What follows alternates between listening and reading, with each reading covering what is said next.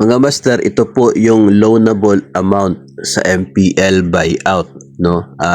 Naka-focus tayo sa maximum kasi ito yung limit, no? Pinakamalaking halaga na pwedeng mautang.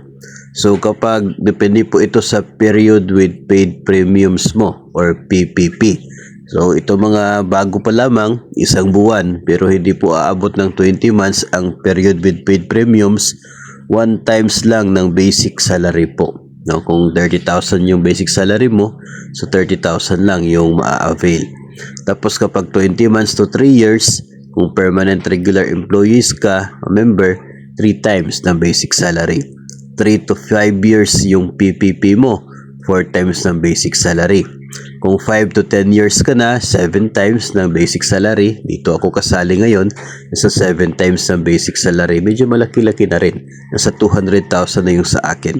Kapag 10 to 15 years na yung period with paid premiums, 15 times na ng basic salary. Mas mataas na ito doon sa MPL Flex.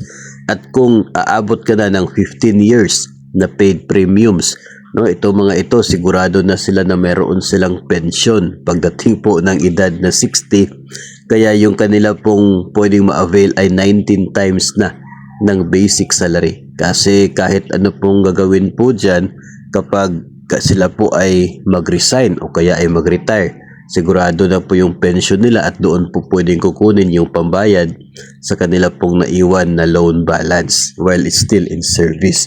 So kaya siguro up to 19 times ng basic salary. Kung doon naman po tayo sa comparison sa MPL Flex, ay mas mataas ang loanable amount dito sa buyout program na ito kung ikaw ay umabot na ng 10 years sa iyo pong paid premiums. Mas malaki kasi nga kailangan po no na i-buy out yung utang ni borrower galing sa mga lending institutions papunta po sa GSIS. So kaya siguro mas mataas po yung kaniya pong offer, pero dapat nga yun 10 years yung PPP mo para mas mataas. Malaki na rin po yung 15 times ng basic salary at mas malaki na rin po yung 19 times ng basic salary. Payable po up to 10 years ang loan offer na ito ng GSIS. Depende pa rin naman po sa inyo pong PPP, no? Katulad pa rin po sa MPL Flex na existing ngayon.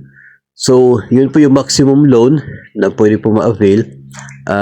Kasi siguro baka ang reason kung bakit hindi na pwede ang mga may existing MPL account dahil po sa masyadong malaki na yung magiging total loan balance kung papayagan po sila. Kasi imagine po natin yung MPL Flex up to 14 times ng basic salary yung pwedeng mauutang.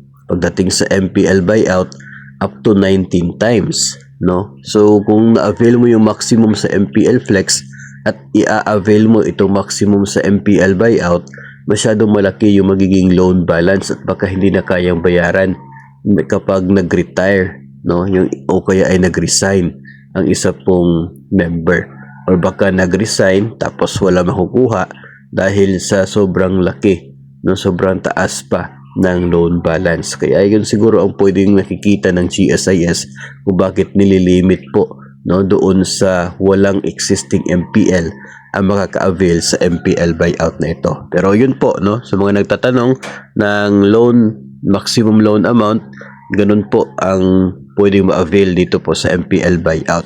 Ang minimum po ay 105% ng inyo pong outstanding balance sa bangko. Yun po ang minimum. So kapag yun po yung na-avail po ninyo, of course wala po kayong makukuha na cash coming from your loan. Lahat po ay pambayad lamang doon po sa bangko kung saan meron po kayong utang, no?